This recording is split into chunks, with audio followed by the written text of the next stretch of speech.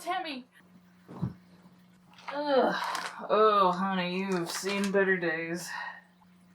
Shit. So, I don't know if you can tell, but, I'm a really big fan of Don't Hug Me, I'm Scared. This is the nerd with pins hat. I don't have any Don't Hug Me, I'm Scared pins, because I'm pretty sure none exist. I have pins, that might be related to some. I have Cogsworth, and I have a pin that says Crafty Bitch. Close enough. Alright. So, yeah, I really like Don't Hug Me, I'm Scared.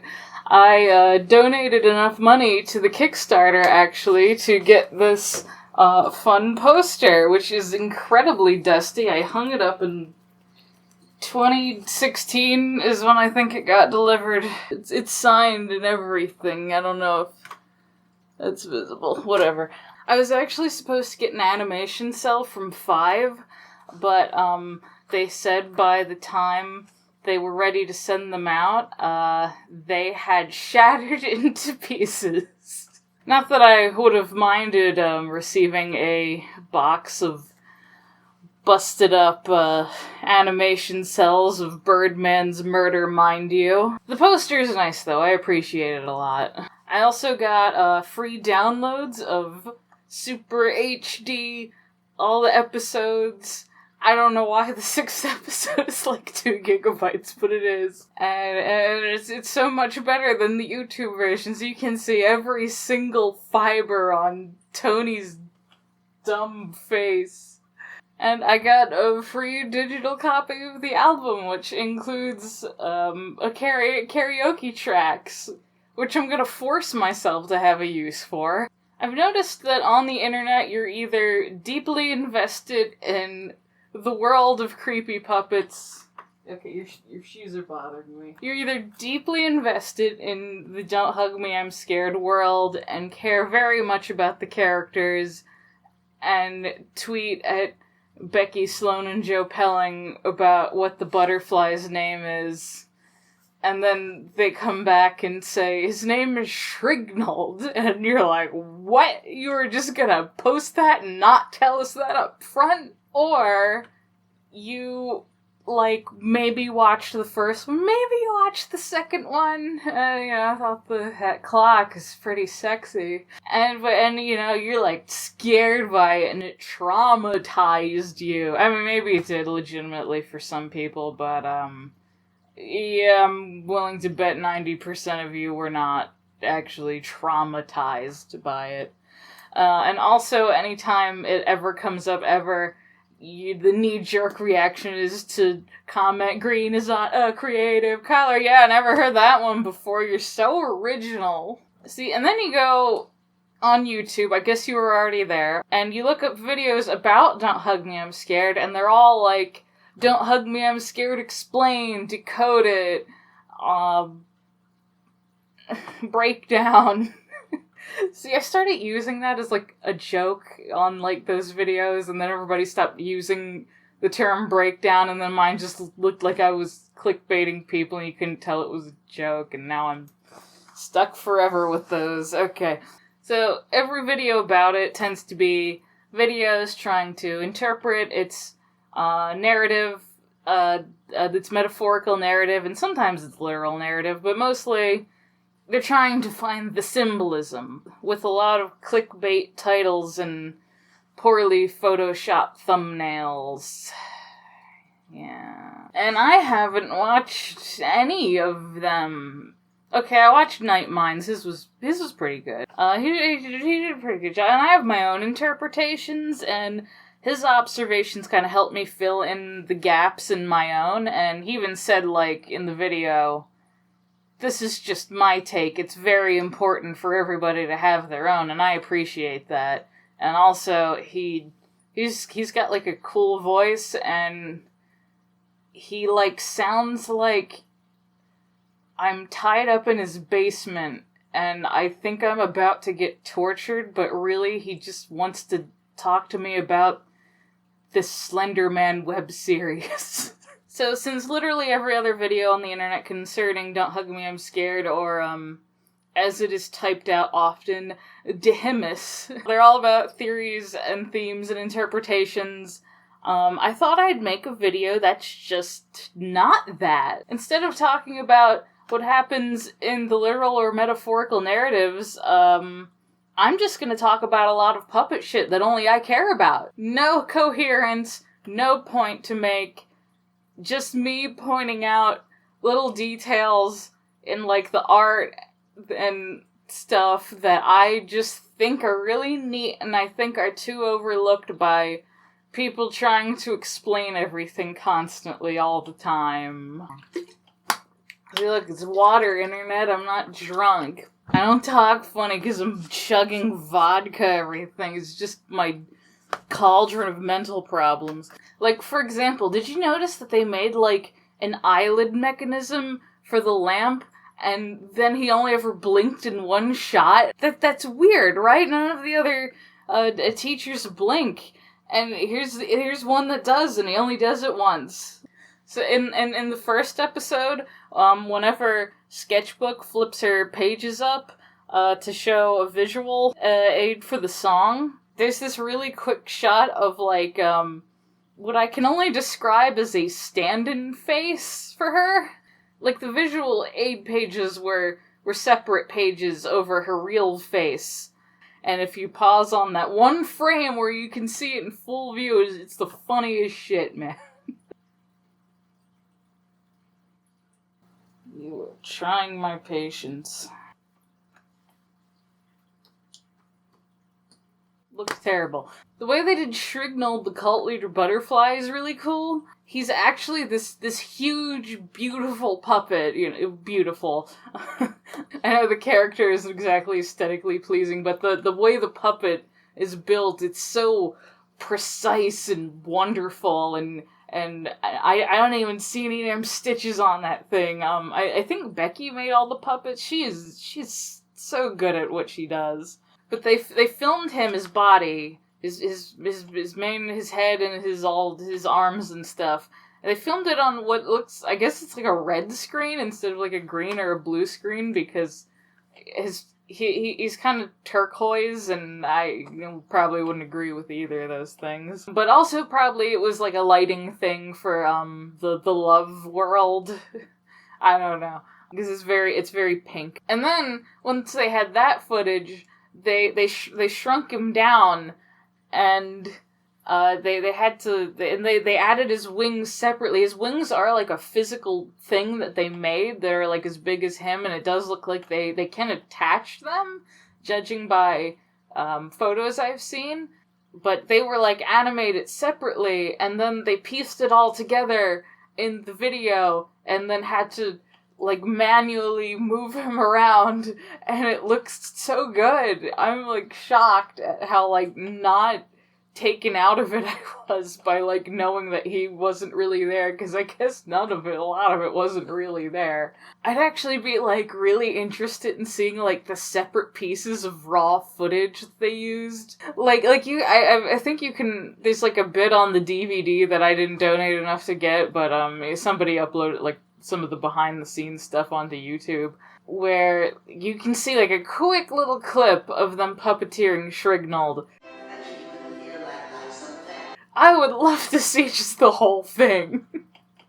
Just him on like this blank screen with like this echoey like song for the syncing up in the background, and I don't know. That stuff it's just really cool to me. I'm sure it's so not something so many other people would be into, but I do videos and I draw and do animation and I do crafts, so that's something I like seeing those things. I like seeing the process. Speaking of Dehimis 3, I know I said I wasn't going into interpretations. However, I think 3 is kind of my favorite because it's just so specifically bitter.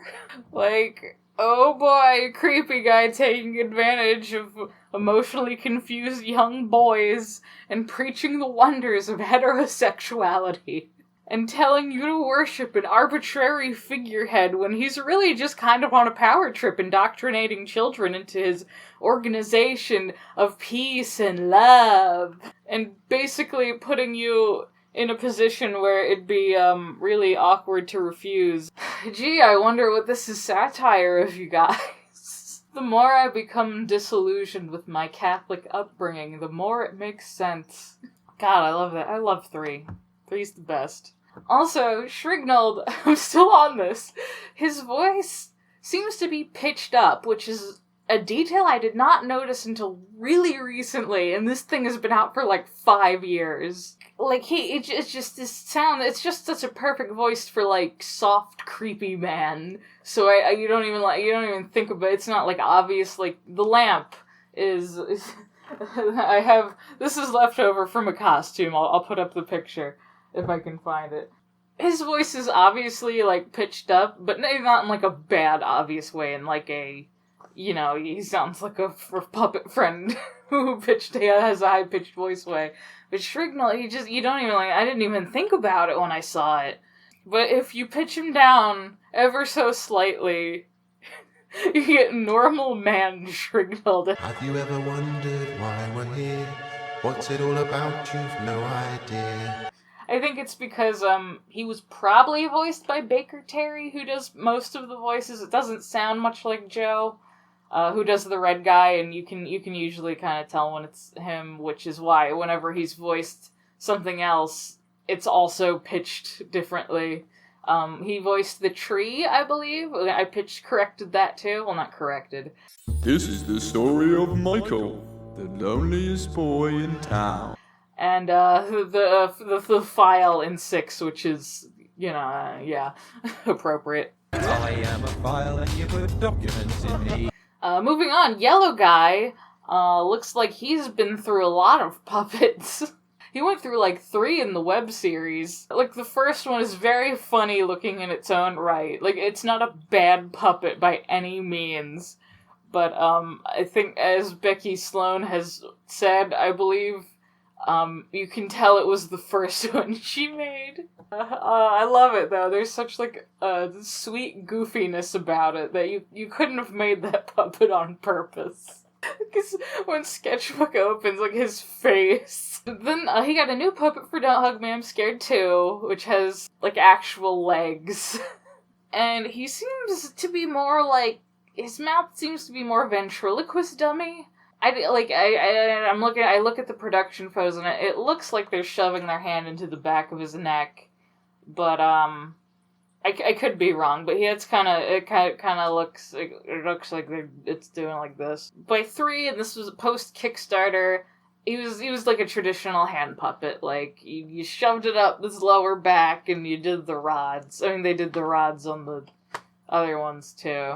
The rod puppets aren't unique to hand puppets. The duck, his puppet changed a couple times. I think everybody changed between 1 and 2. But in physical appearance, he's more obviously green. That might be the lighting. And in 1, his legs appear to be very stubby, while in 2, the rest of the series, which had to be more involved, he grows a lot of leg. So yeah, most things were probably modified between 1 and 2. So 1 was made in 2011, and 2 was made...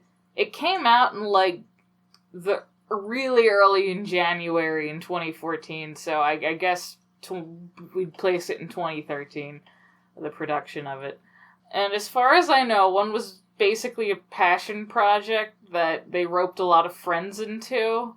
And according to one interview, a fire broke out at 2 a.m. on the set because they put one of the studio lights too close to, like, a metal beam. Something caught on fire. And this was, like, after they had, like, done all the crazy shit, so the fire brigade came in to a puppet show covered in raw meat and a literal heart. Like an actual organic, it's probably a pig heart. But it looks pretty big. I would have loved to have seen that reaction. Because like, with jobs like that, they go to a lot of places, right? So, like, did they have, like, the reaction you'd think they would? Like, what the hell is going on in here?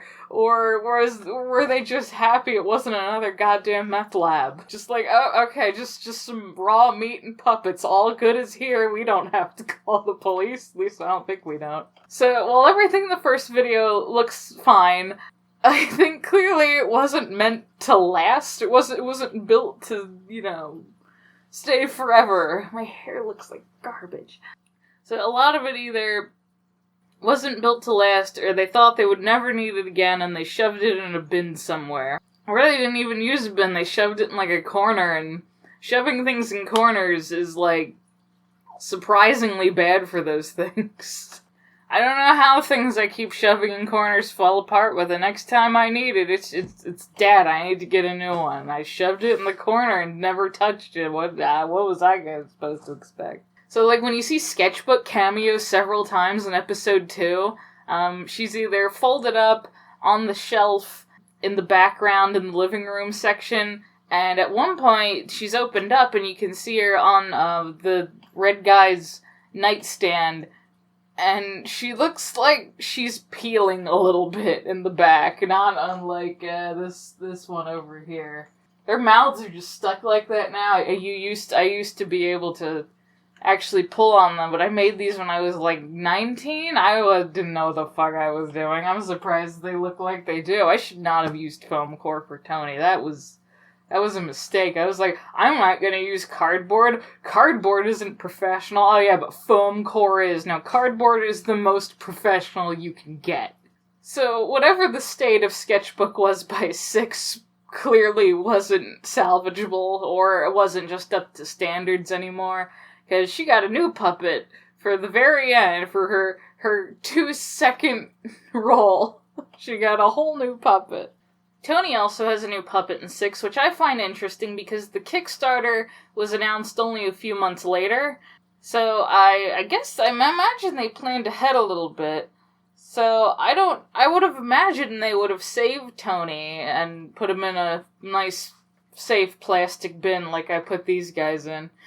But my guess is by the point they needed him to cameo in 6 for his delightful, I loved his cameo. Far behind us. The future doesn't exist. I guess their style at that point was more solid and refined and very streamlined, so he had to be a little sleeker.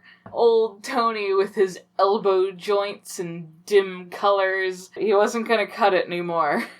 Didn't mesh with the newer, brighter, noodly-armed characters. I want to know what they make the arms out of. It looks like it's just like a foam tube, but I've looked online to see, like, if you can just get foam rubber tubes, and they must go to either, like, some obscure puppet supplier, or they're using, like, I don't know, maybe they're using, like, what they used for Colin, because that's not covered in anything. I guess it's just, like, rubber tubing from, like, a hardware store somewhere. I am going off topic a lot. This is less coherent than I thought it would be. So, new Tony puppet. He's strangely cute in a weird way. Like, his eyes are slightly bigger, he's a little brighter, and of course, noodle arms. But I also think it's something about the way he's voiced in 6 and the way he's puppeteered. It just makes him so charming. Like, oh my god, he's so happy. Time is a tool you can put on the wall or wear it on your wrist. Look at that face. This is my favorite puppet in the series. Like, 6 Tony. Not 2. Not just Tony. Just this Tony. Like, just all the teensy changes just made him so appealing to me personally. I love it. Can you tell I'm reading a script? But not very well. So, keeping on the subject of Tony, judging from production photos, Tony's mouth was added in post in many, many shots. It doesn't look like all of them, but most of them. This is likely because he probably just talked a little too fast, and focus had to be put on controlling his massive spaghetti limbs. The same thing appears to have been done for the giant meat in 5, as he's a person in a suit. Really hard to have your arms out and puppeteer something at the same time. Like other suit puppets in other media, like they can do that because the arm is connected to the rest of the suit, so they just have one arm in there controlling the mouth while they're doing this. But with Meat Man, the arms were like, I guess they were like a shirt, and then they put the rest of the suit on. So yeah, needed both arms. And there are these quick little glimpses in 2 and 5 where you can see like a half a frame of them without mouths. You can see like the things that they use to like where Tony's mouth goes digitally. Like I think they like CG'd his mouth or filmed it separately. I don't know what they did. It looks like he has strings going under his chin at some point. I don't know. Like, you do not notice them during a normal viewing, and in the Meat Man's case, if you stop on that frame and notice that, it just adds to the overall atmosphere. Like, they drugged Yellow Guy, and now it's all falling apart, the Meat Man. He never had a mouth, it was added in post. Colin the Computer, moving on, is a unique puppet for the show. He didn't have a flat elastic mouth like most of them do. The other exceptions being spinach can, I think it's spinach, and the lamp. Colin is a very interesting puppet because he really can't move much. All his acting has to be purely done through how they position his pupils, and wave his arms around, what shapes his hands are, and of course the voice acting, which is always great. And like a very good take on the stereotypical computer character voice. Everything made out of buttons and wires. Which I'm realizing now is an archetype. Because I'm no smarter than the person who programs me. Real love for the Lord is shown when we do what he asks. So much space. Need to see it all. But the most standout thing about Colin to me is in order to do one shot, they had to basically ruin his puppet. Don't touch me! Like, okay, look at the shot. It goes by so quick, but like, look, he's got like brown gunk dripping from his mouth and eyes.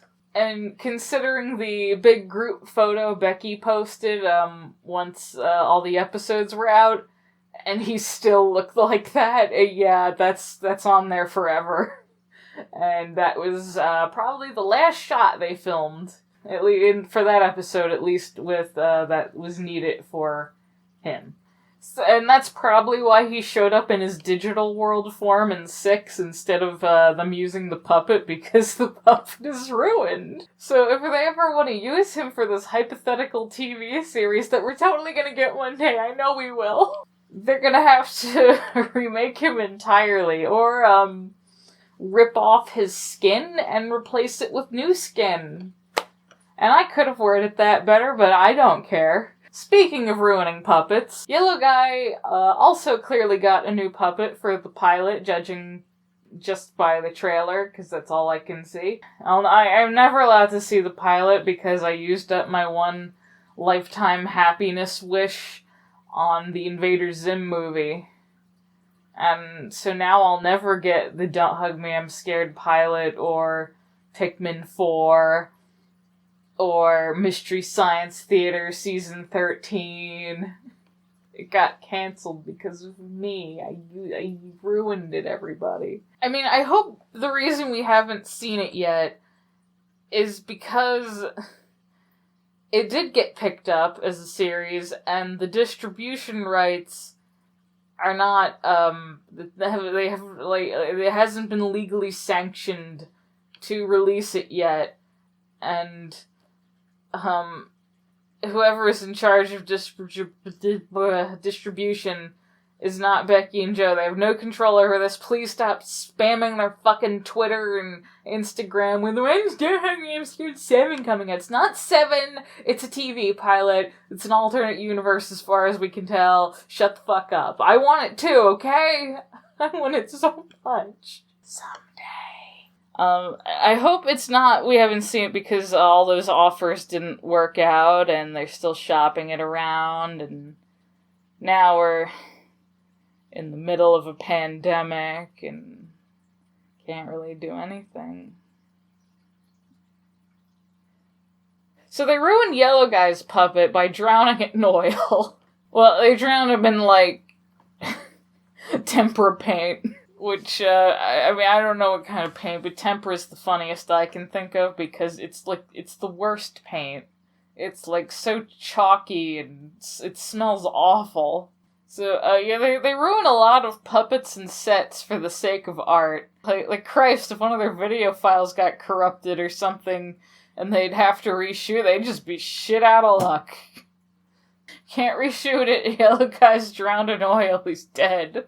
Cemented by the fact that he was not in that final shot, the final group shot. They probably threw him the fuck out. That thing is ruined. So there's this production photo for 2, where it's the scene in the forest, where, you know, birthdays and camping, I'm friends with my dad. But it's a shot that wasn't in the video, and nothing really like it was in the video. Like, there's also another unused shot in the production photos, but it just looks like an alternate take of the, like, and wear it on your wrist. It looks like a broken liquor bottle that was used to stab someone hanging from a tree branch, and Yellow Guy seems pretty psyched about it. And Tony's pointing at it, so clearly he has something to say. I don't know how this relates back to time, but is there like a cut section of the song I should be aware of? And finally, as many fans, at least in the places I frequent, have noticed, the object friends and Shrignald seem to have a habit of putting their hands on their legs. Especially Tony. This is actually a very standard puppeteering trick. Pinning one hand to the side, so you don't have to worry about what that's doing, and you can just focus on this one. Like, look at any Muppet Show or Sesame Street or Fraggle Rock. I noticed it a lot in Fraggle Rock the most, but there's a lot in the Muppet Show, I'm sure. I just started to really understand puppeteering techniques by the time I watched Fraggle Rock. I did not watch Fraggle Rock until I was, like, 16. I mean, I watched some as a kid, but anyway. And so you're bound to notice, like, wow, everyone's usually right hand sure is glued to their side. There's all kinds of ways to not have to worry about what the other arm is doing. Sometimes they just let it go limp. In cases like Mystery Science Theater 3000, Tom Servo and Crow's arms were basically useless. Hit the buzzer. Oh, I can't. My arms are inoperable. You do My it. good ones are in a shut. Okay. So Crow's are often folded up like a praying mantis, and Servos just kind of flap around. I love it. See, controlling both hands at the same time either takes some skill as a puppeteer or an extra guy. With rod puppets. But in the case of a lot of de minimis puppets, they're kind of being operated by, like, a marionette a lot, like you can tell that, Dear Spinach Can was pretty much exclusively puppeteered by, what I assume is Becky Sloan 6 feet above the set on a ladder, just, like, yanking on this fishing line, just praying it's going the way it's supposed to. So the reason Tony probably constantly has his hand on one of his legs is because of his 5-foot arm span. It was probably a bit of a challenge. Dog Named Scared actually utilizes a wide variety of puppeteering techniques that you often see in stuff like the Muppets. Sometimes for the same puppet, even.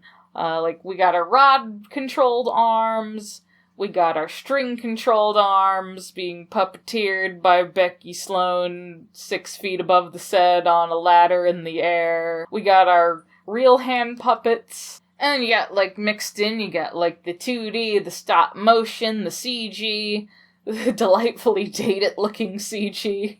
And I just like to point out that each of the main trio in the digital world, each has their own unique walk cycle, and it's very nice. It's like, look at the duck. Who taught him how to walk?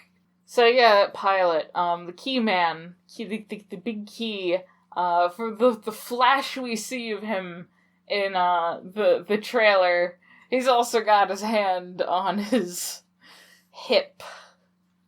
And I hope it got picked up, and it was getting filmed, and I might be wishing too hard here, but I hope all the principal photography for the first season or whatever they're planning, maybe it's a mini-series, I don't know what they're doing, I don't know what the plan was done, and the post-production can be done from home. But you gotta stop asking them to post it, because it's pretty bad practice to post your pitch pilot online before shopping around to studios. It's one thing if it's the Sundance Film Festival, which, God, I just should have taken an impromptu trip to Utah. What the fuck was I thinking not doing that? I was thinking I only had $30 in my bank account, that's what I was thinking.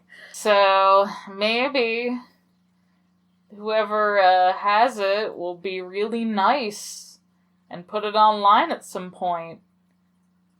I don't know who owns it, or who has the rights to distribute it. But, so we can't go harass them, I guess, so I mean, we gotta harass somebody, right?